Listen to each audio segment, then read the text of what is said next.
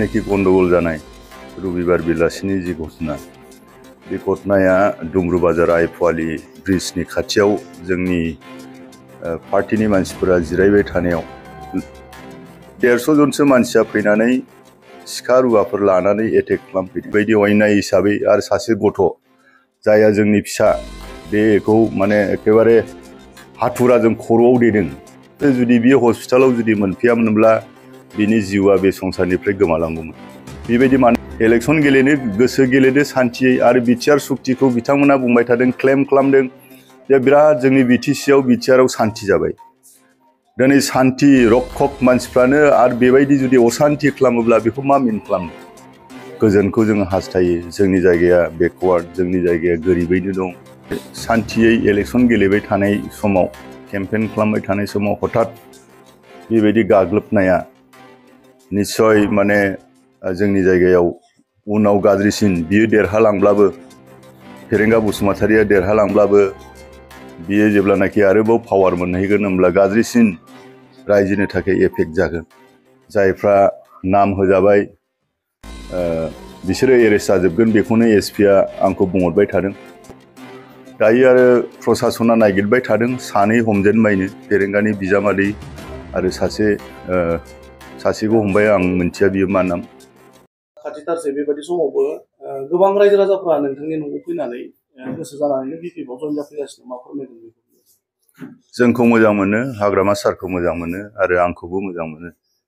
जों रायजोनि सुख दुखआव रायजोजों थायो नालाय, बेनिखायनो मोजां मोनो। दाखालिनि जेनाखि गंडगल जानाय रबिबार बेलासिनि जि घटना बे घटनाया डुमरू बाजार आइफवालि ब्रिजनि खाथियाव जोंनि पार्टीनि मानसिफोरा जिरायबाय थानायाव 150 जनसो मानसिया फैनानै सिखा रुवाफोर लानानै एटेक खालामफैदों। बेयो आननेसेसारि। जागायजेननायनिफ्राय 2005 निफ्राय बेबायदि जोंनाव दावराव दावसि जायाखै बिटिसि इलेक्शनाव। जों गोजोनखौ हास्थायो आरो निसिमायाव गोबां गुबुन गुबुन जाथिफोरब्लाबो, बर' जाथिफोरब्लाबो गाव गावनि मोन्थायखौ लानानै दुखु खस्थ'जों जुजिनानै संसार जानाय मानसिफोर।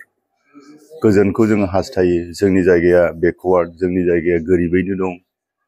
दा बे खेथ्रआव माने सान्थियै इलेक्शन गेलेबाय थानाय समाव, केम्पेन खालामबाय थानाय समाव हठात बेबायदि गाग्लोबनाया निश्चय माने जोंनि जायगायाव उनाव गाज्रिसिन बियो देरहालांब्लाबो, फेरेंगा बसुमतारिया देरहालांब्लाबो बियो जेब्लानाखि आरोबाव पावार मोनहैगोन होनब्ला गाज्रिसिन रायजोनि थाखाय एफेक्ट जागोन। नै दा बेखौ बुजिनानै माने जोंनि निसिमानि रायजो राजाफ्रा लोब लोब दिनै आंनि न'आवबो आरो जायगायावबो आंजों जयनिं जादों, फैदों। जाहाथे सान्थियै जोङो खामानि मावलांनो हायो आरो संसार जालांनो हायो। बेखौ असिला लानानै नोंथांमोना जेरैबायदि दिनैबो बेयाव आंनि न'आवनो आङो जयनिं खालामबाय गोबां मानसिफोरखौ। दायो आरो प्रसासना नागिरबाय थादों सानै हमजेनबायनो, फेरेंगानि बिजामादै आरो सासेखौ हमबाय, आं मिन्थिया बियो मा नाम। आं खबर लायाखै, मानोना आं जोबोद बेस्थ'आव दङ। जिखुनु जाया मोनथिगोन, लासै लासै मोनथिगोन। आरोबाव हरावबो नागिरदों। जायफ्रा नाम होजाबाय बिसोरो एरेस्ट जाजोबगोन, बेखौनो एसपिआ आंखौ बुंहरबाय थादों। दा नोंनि फारसेनिफ्राय माने नर्माल खालामनानै दों, जाहाथे रिपारकेसन जाया, गंडगल जाया।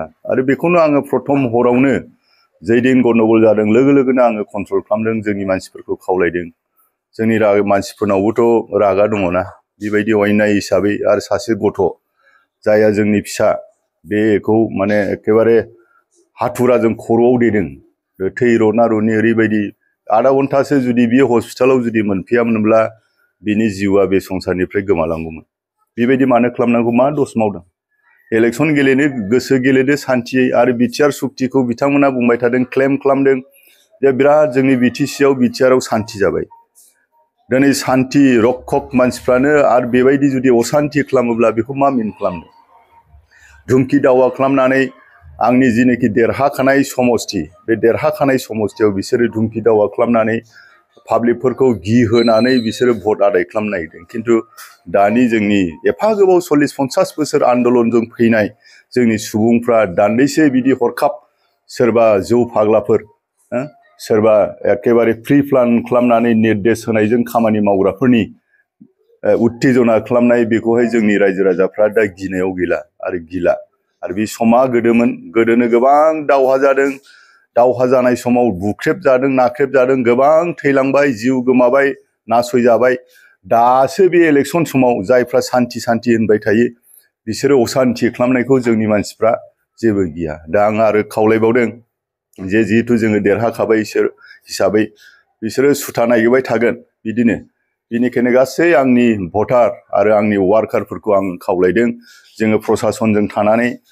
प्रसासना जितु एक्सन लागासिनो दं खामानि मावदों बिनिखायनो प्रसासनखौ हेफाजाब होनानै जोङो सान्थिखौ जोंनि निसिमायाव आरो गासै चिरां डिस्ट्रिक्टआव जोङो बहाल लाखिनांगौ आङो बेखौनो रायजो राजाफोरखौ खावलायहरदों आरो प्रसासनखौबो आङो खावलायहरदों